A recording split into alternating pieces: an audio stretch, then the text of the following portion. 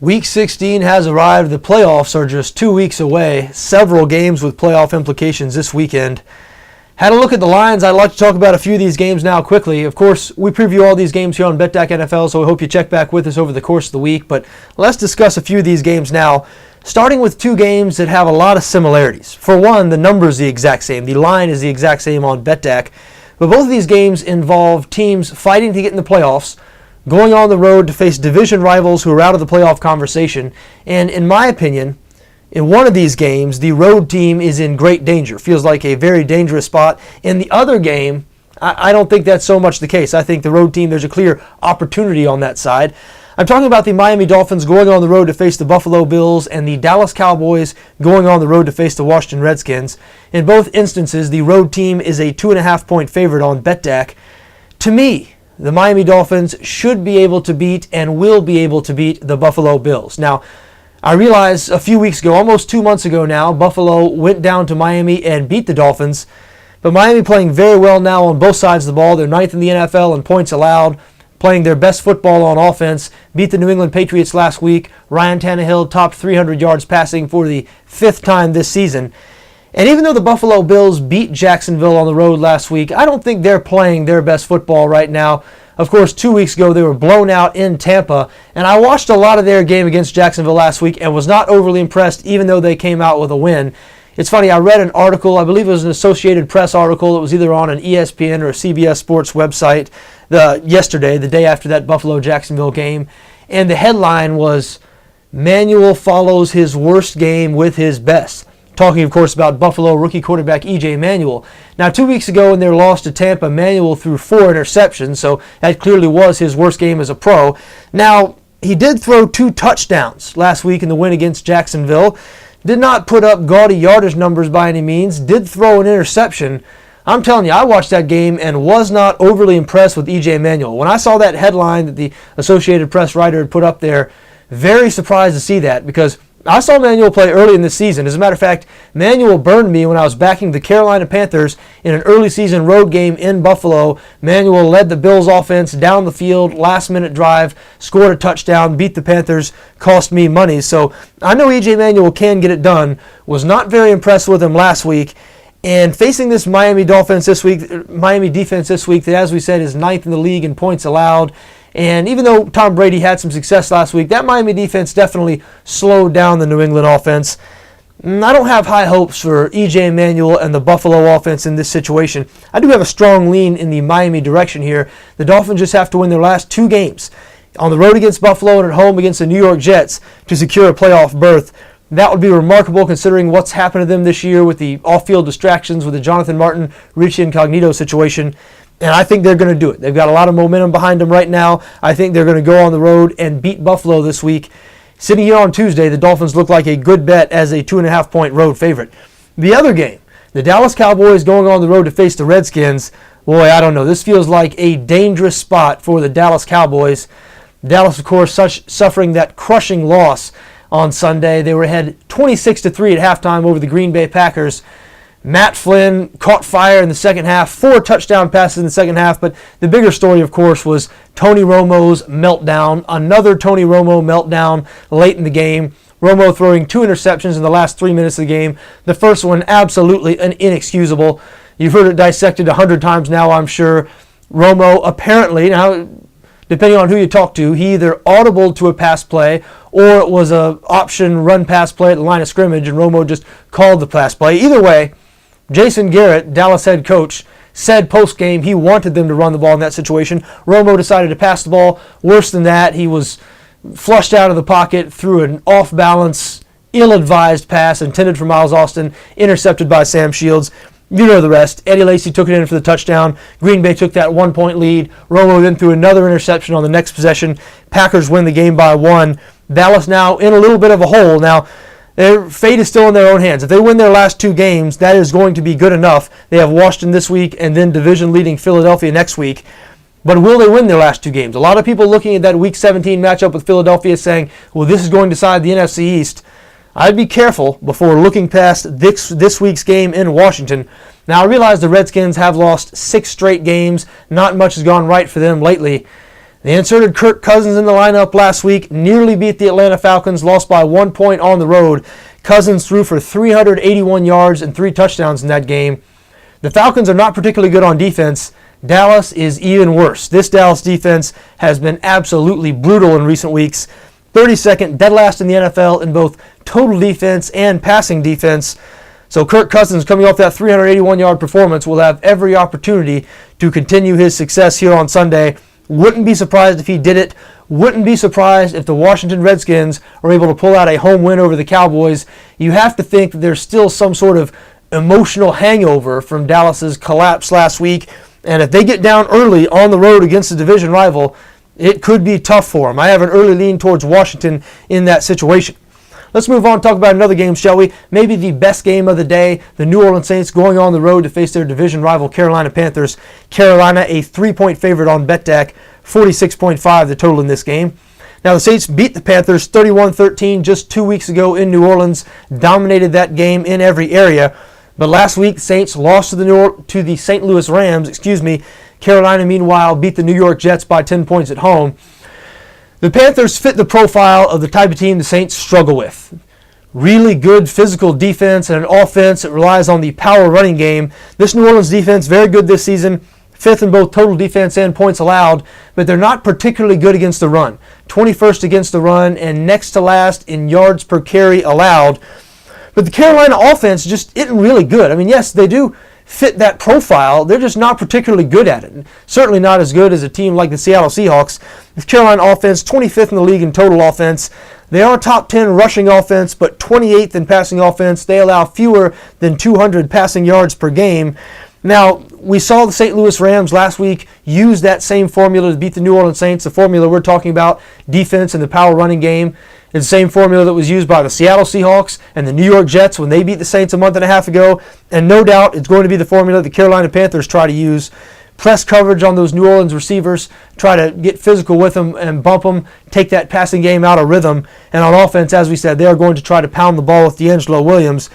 Just not sure if they're going to have that much success. Maybe what I just saw 2 weeks ago still influencing me a little too much. I mean, New Orleans, even though Carolina has a great defense, 2nd in both yards allowed and points allowed, New Orleans just went right through them a couple of weeks ago. And I know it's been talked about ad nauseum how much better New Orleans is at home than on the road. And that is true. They average about 80 more passing yards per game at home than on the road.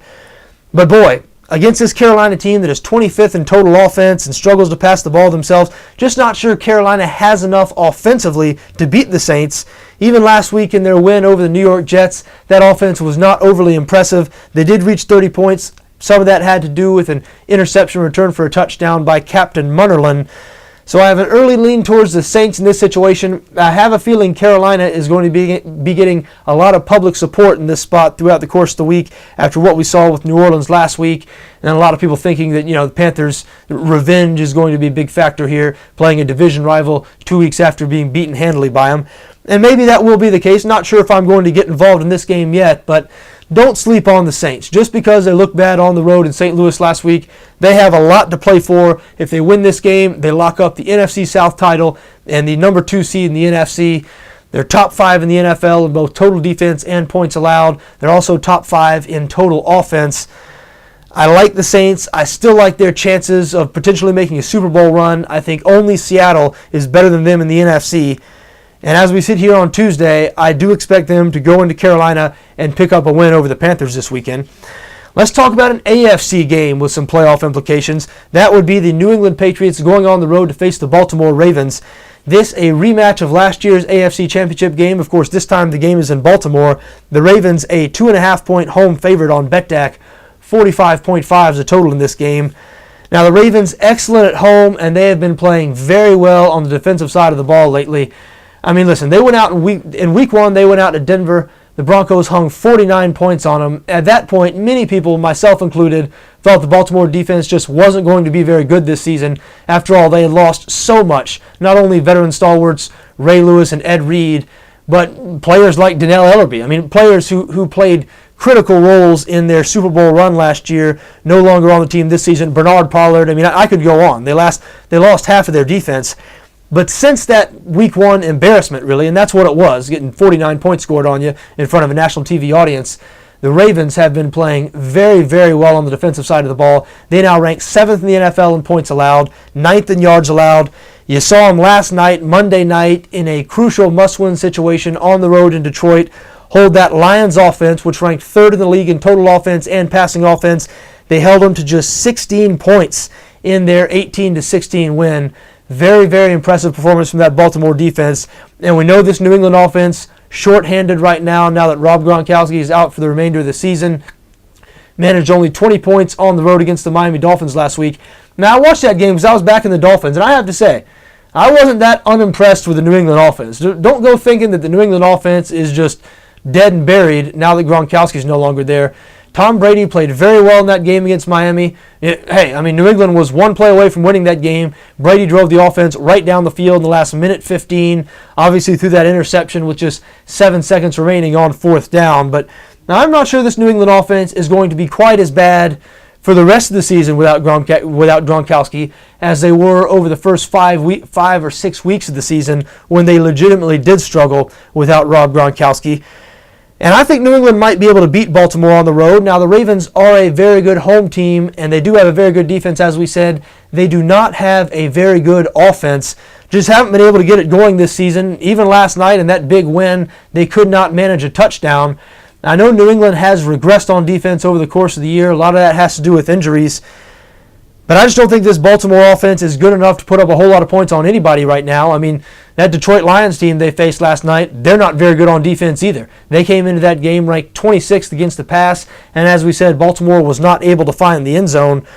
So I don't know. I'm leaning towards the New England Patriots here on the road in Baltimore this week. This is a big game for both teams. New England needs to keep winning to lock up a first-round bye in the playoffs.